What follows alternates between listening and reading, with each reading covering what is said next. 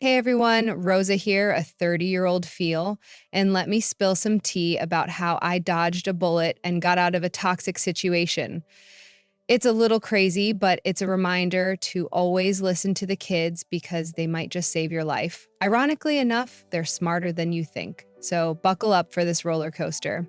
I met Kurt on Tinder last year. Now, I was kind of giving up on love. I was 2 minutes away from deleting the app altogether. But he swiped right, and I thought, why not? He wasn't my type, but sometimes you gotta step out of your comfort zone, right? Well, that was a big mistake, let me tell you. We went on a few dates, and at first he was charming as heck. Made me feel like I was the only girl in the world. Classic love bombing, you know the drill. But here's the kicker. 3 months in, and he's already talking about marriage. Like, hold up, buddy. We just started dating. Can we slow down a bit? He had this whole spiel about us being made for each other and he couldn't live without me. Red flags, anyone?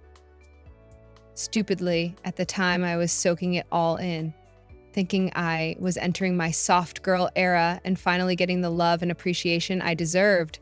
Thanks, daddy issues. Little did I know, a storm was brewing because this was all a part of his plan. Was upfront about having a son and being a widower on his Tinder profile, points for honesty. I guess that honesty drew me in because, a single dad doing his best, not something you see every day. He kept talking about us being a big, happy family, and I get it. He wanted a mother for his kid. At first, the love bombing seemed cute. Like I said, I was lapping it all up. But when he started pushing for marriage more and more, that's when the alarm bells started ringing. Like, why the rush, dude? Then came the manipulation tactics. Now, he was telling me I needed to get hitched as soon as possible because I'm pushing 30 and I was lacking a husband and a kid. I was ready to call him out on being a misogynistic jerk, but he pulled out the big guns, talking about biological clocks and whatnot. A lot more women nowadays are struggling with conceiving because they're having babies later on in life. I'm just saying. If you want to be a mom, you have to consider that. I guess you make a valid point. And you can practice being a mom with my son. Think about it. He's already 16, but trust me, he can be a little bit of a stinker. What do you mean? Well, I suppose I shouldn't talk crap about my own son. Huge red flag, by the way. Fun?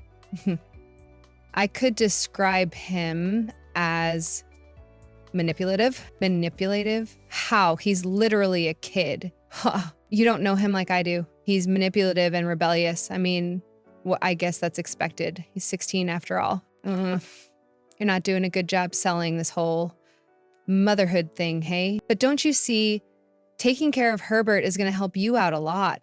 Kids are always crazy and rebellious like that. So it's better if you handle it now with a kid who isn't in his terrible twos anymore.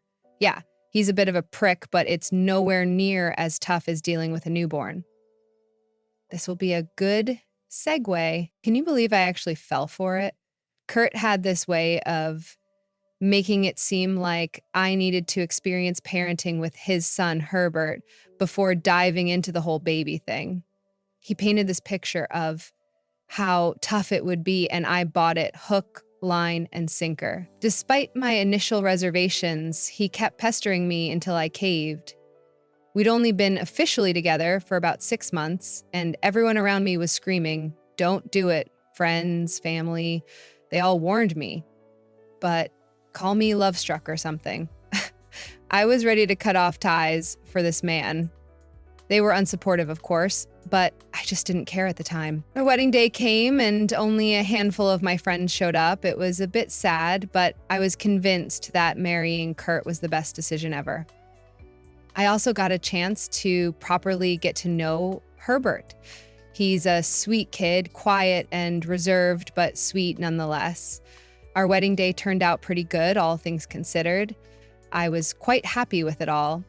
Kurt and I had our honeymoon, and we returned to his home, where we found Herbert. But almost immediately, I could tell something was off. When Kurt got home, instead of greeting and hugging his kid, He immediately started barking orders at him.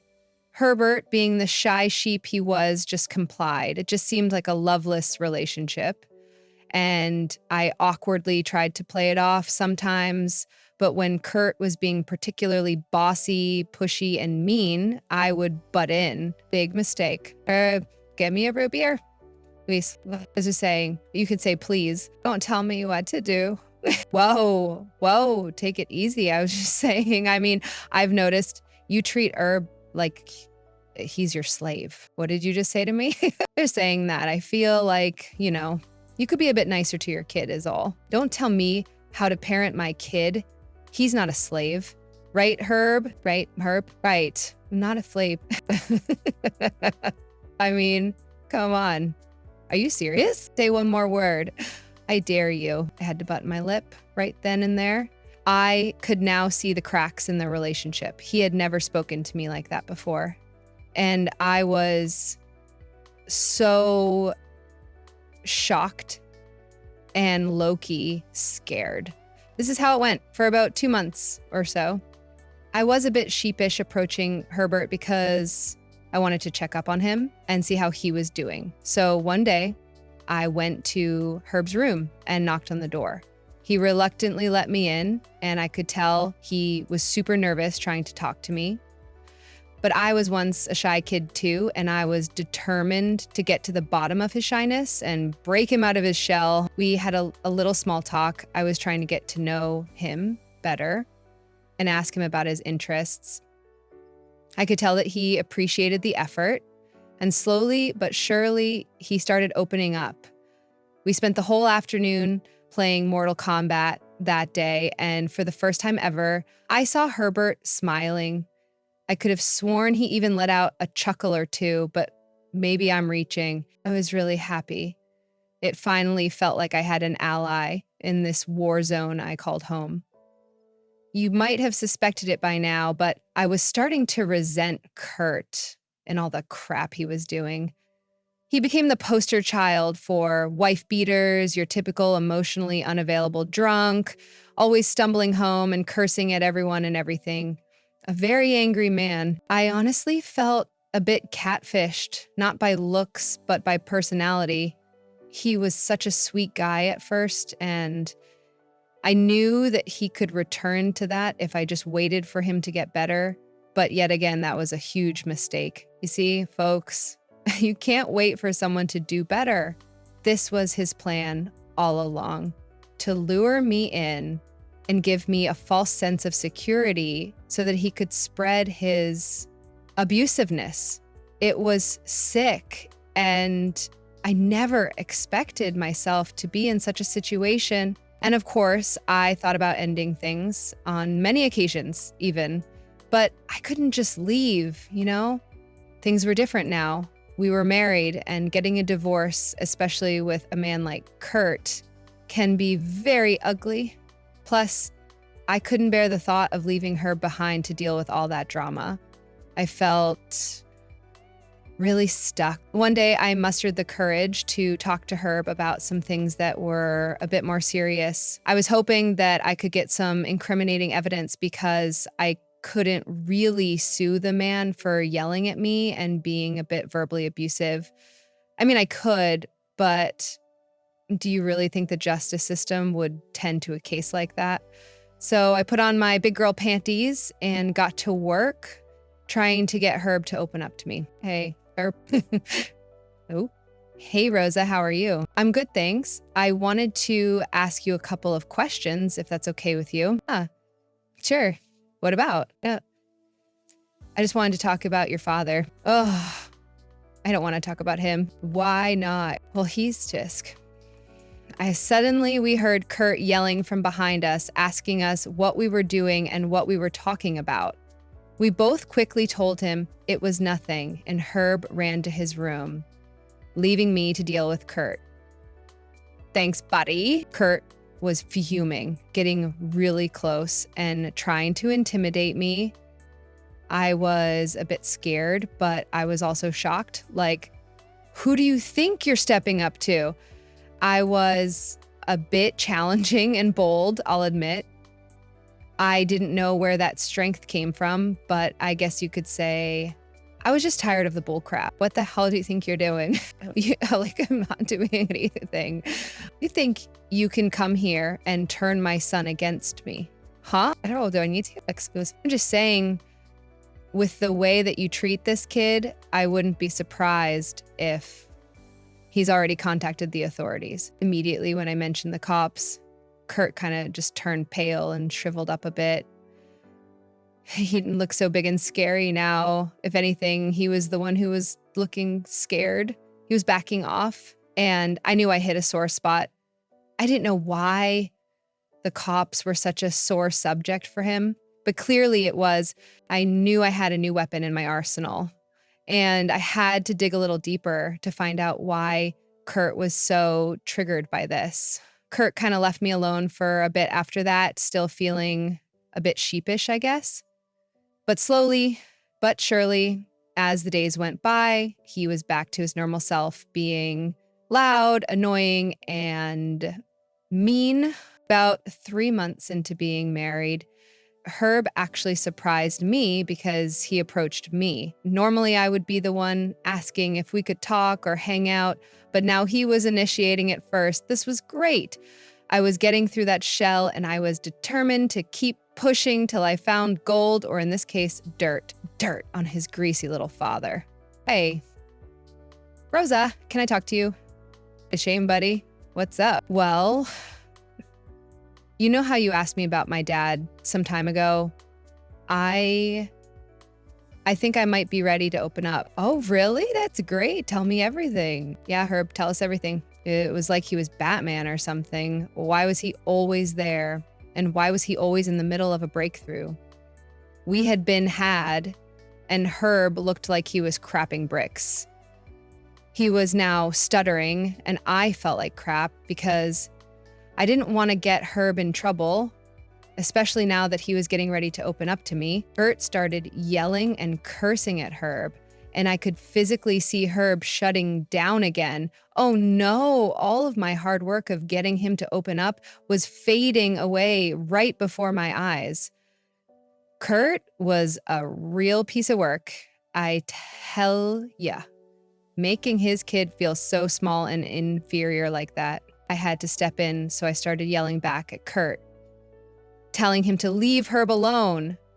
Kurt and Herb were surprised by this. I guess they weren't used to Kurt being challenged. This gave Herb a chance to leave and Kurt to direct his anger at me. Oh, what the hell do you think you're doing? Of talking to my stepson. You think you're so slick, huh? You think you can just waltz in here and poison my son? What game are you playing at? I could ask you the same thing, buddy. Watch who you're talking to. You watch who you're talking to. You can't speak to me that way. Or I'll call the cops. Yet again, Kurt was cowering at the mention of the police. Very interesting.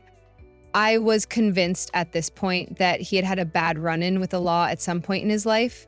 He had obviously never opened up to me about that, which is why Herb was the key to getting to the bottom of this. Kurt stumped away, cursing under his breath to hide his embarrassment. And I knew that under all of that aggression and anger, he was just a scared and insecure little boy.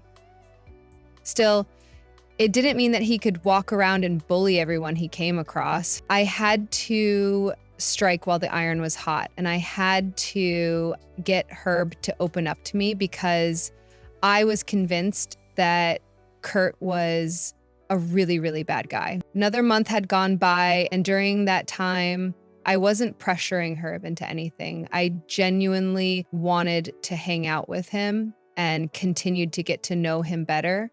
And he was becoming quite a smiley and happy person because of this. But of course, Kurt wasn't having any of it. He just thrived off being miserable, I guess. And it was so annoying, like, leave the kid alone. One day, I had had enough. So I decided to crush some sleeping pills in his whiskey, and I told Herb that he and I would go out for some boba tea. Kurt was none the wiser, thank God, and he slept the afternoon away like a dead person. Herb also didn't suspect anything. I mean, I couldn't tell the kid that I drugged his dad. He'd been through enough already. I'm sure he was thinking that his dad was just having his afternoon siestas, but little did he know we had all the time in the world to get to the bottom of this toxic cesspool we called home. We arrived at the cute little cafe in the mall that sells the best boba, and I was convinced that Herb would open up to me here without any pressure from his father. I wanted to start by talking about his mom, which I know could be a sore topic. But I was hoping that a little heart-to-heart would allow him to trust me and realize that I'm one of the adults, not one of the adults who love bullying kids like his father. So, tell me about your mom. My mom? Yes. I'm sure she was such a lovely woman. I would love to get to know a bit about her if you're comfortable with that. Oh, sure. It's been a while since I've talked about her. Dad doesn't like it when I talk about her. Really? Because he told me that he misses her very much. Really? Wow, that's strange. Why is that strange? Because he hasn't spoken about her in years. I mean, just ever since Mom died. He's been really, really bad. He was always like this, but it got worse after she died. He's always been like this? Yeah.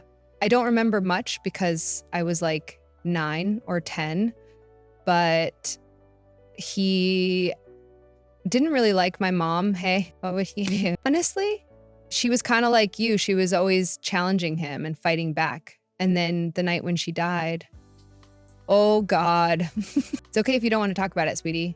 I can see you choking up. No, I need to get this out. It's been so long and I'm tired of carrying this weight on my shoulders. There's something I should tell you. It's going on the night my mom died. They got into a huge fight. She had sent me to my room because she didn't want me to see what was happening. I tried to go to sleep, and I guess eventually I did because when I woke up in the morning, my dad told me that she had died. What? How did it happen? He never really said. He just said he went to sleep and he woke up and found her dead. Wow. That's really suspicious. I thought so too, but every time I tried to bring it up, he would yell at me. I'm so sorry you had to go through that. You didn't deserve that. I learned that I needed to just keep my head low because no matter what I did, he was always yelling at me. We need to get to the bottom of this. Herb, I can only help you if you help me help you. I can't, okay? I can't do it. You should run while you still can because this family has a whole closet full of skeletons, okay? What skeletons? I can help you, I promise. I'm not gonna leave your side. He paused after I said that. It looked like he was trying to hold back tears. Eventually, after a beat of silence, he said this. Well, I guess here goes nothing. He very reluctantly started telling me something very serious. He pulled out his phone and showed me a scanned copy of a police report that was filed by his late mother, Kate. It was detailing a domestic violence dispute that they had, and once I saw it, my jaw dropped. Herb was now getting scared, thinking that he made a mistake showing me this information. But I told him he didn't need to worry and that he could keep going. I found this last year. I was messing around in my mom's old files just to feel her presence, I guess. And I saw it and I scanned it and it's been saved in my phone ever since. I saw the picture on his phone and I was gobsmacked. It was a police report that Herbert's mom had filed against Kurt, detailing some horrific domestic abuse claims. She had also attached some pictures to the report, and I gotta say, they were pretty hard to look at. Additionally, it was noted in her file that she had stated if given the chance, he would possibly kill her. I was so shocked. I asked him what had happened and what he knew about the case. He said that that's what he's trying to figure out. He didn't know anything else about the case other than the files he found, and he's been going crazy trying to figure out why it wasn't filed or why it wasn't taken seriously. This kind of thing happens all the time, though. People see women suffering and they do nothing about it. Even the people who are supposed to help us don't help us at all. This is the worst thing I've ever seen. I'm so sorry. It all just seems hopeless. My whole life I've been beaten down by him. I don't know. It just doesn't seem like anything will change. And if I say something, he might do something to me. I'll make sure that doesn't happen. No, you've been so nice to me. I thank you. But hey, do you want my advice? You should run as fast as you can. Like I said, this is my family mess. And I guess I'll just have to deal with it. I wouldn't take no for an answer. I hugged Herbert and told him that everything was going to be okay and that we'd get through it together. I assured him that the moment we got home, we were packing up some things and going to stay at my friend Martin's place. Herbert was, of course, trying to resist it, saying that this was all a big mistake, but I assured him that he did the right thing by telling me about the case file his mom made. When we got home, we saw that Kurt was still passed out, so we hurriedly got some stuff and went on our merry way to my friend Martin's to get away from Kurt's crazy arse. Herbert and I went to the police station shortly after we got a bit settled at my friend's place. I told them everything Herbert had told me, showed them the proof, and requested a psychologist to check up on Herbert because he had been through a lot. I was so relieved to hear the police saying that they would look into the case. They were even wondering why it wasn't taken seriously in the first place, and they wanted to look into the officer in charge of the case and take some action. I made sure to keep communicating with them to see if this could stand as enough evidence as grounds for divorce, obviously, but also to get custody of Herbert, since he was currently living with me. Fast forward a couple of days, and Kurt was arrested in his home. I'm sure it was super embarrassing. After Herb and I left, and Kurt finally woke up, he went ballistic, blowing up our phones and asking us where we'd been. I told Herb to ignore him no matter what until the police got back to us with news of his arrest, because he was super pissed. Who knows how he could have reacted. When Kurt got arrested, he had used me as his one phone call, and he started yelling and cursing at me. I just stood there waiting for him to finish. What the hell is wrong with you? I didn't even do anything. Yes, you did. You abused your wife horrifically, and you're probably responsible for her death. You sound like a crazy person, Rosa. I knew I never should have trusted you. Oh, please, you're not fooling me with that bullcrap. Oh, this is gonna ruin me, Rosa. I'll never recover from this. Good. I hope you never do. Your wife's death was suspicious, and you don't seem to want to help with filling in the blanks with her mysterious death. So, seems like you'll be spending a lot of time there until you feel like fessing up. You're a monster, and I hope you rot there for the rest of your life. You didn't deserve her, and you don't deserve. You'll pay for this. Actually, it's you who's going to be paying. Me alimony when I officially divorce your abusive behind. I cut the call as he was ranting and yelling, and I looked over at Herb, who heard the whole thing, and for the first time in what felt like forever, I saw Herb let out a big sigh and his shoulders slump in relief. I knew that we were well on our way to healing.